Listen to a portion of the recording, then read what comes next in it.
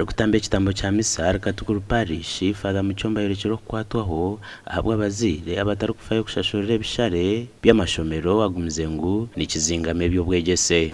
Omusire okuwahira n'omwana wawe omuhara wawe kabali wawe n'omuhembo murro n'omuhamani kandi n'omumanzi namanyanga amama nankunda tata nankunda abasomesa wangu ebigezo nja kubikora.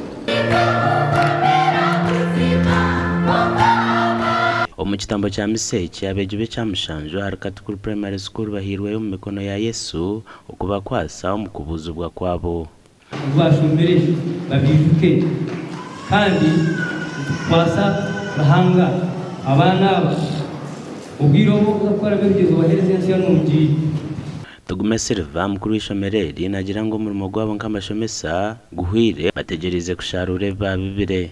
Serabasire covered umusabitiro mu gukora kandi ibintu turukozira iki nambo fine bobo, so we expect the best. Turinzira izoba urije ahasigara no kuja gusa kandi ngisigara abashomesa abone batushomiza zo kuko mutuzamutubandike kandi tunabahende mutama tuza kumakinga sure twagora yiguru umagabito gwabo go mutano kuchere yiti Umakuru agandi umureberezi w'ubureberezi bwa Ankore Right Reverend Sheldon Mwesigwa nashaba abazire okuhagira omuga gw'ebyobwegyese omuri buri imbere y'ibakurabamu nk'omurengo gwo kwombeka omusinge gw'abaana babonye ensya.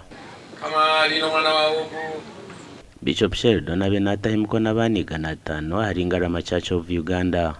batari kuriyangu Ngarama Girls wabo kuba oyo mu kilometers nyingi ku Rwampara City no umwana atakuza kushoma atakuza kushika abo kwa Ngarama hani neba last year ishomero litu lya mwanya likiya y'umwana umwe mu first grade 18 mu second ngwa hutabi munonga basha tumu third omwe omuri fourth average that is very good konka shomero kwa tutunga bingi mu first grade. Headmistress target neha headmaster umwaka wo target neha first grade kazi ngai abana munana mutero mungaro very good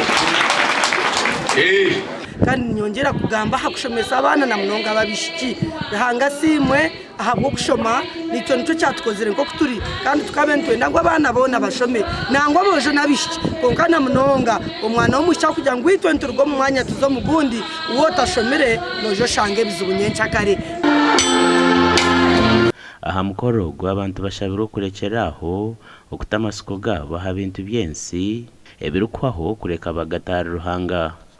Noreba kusoma nkotire hamasiko nojo tomusomere munonga byona nebimara nojo tunangwanye wobunyine omusisa byona nebimara otobunyine abana basomere byona nebimara obundi obura kumanya ngo haruho echotine kandi echotine nogwe Yesu Kristo. Gashaka Susan Charles Sima na Ruth Nwamanya.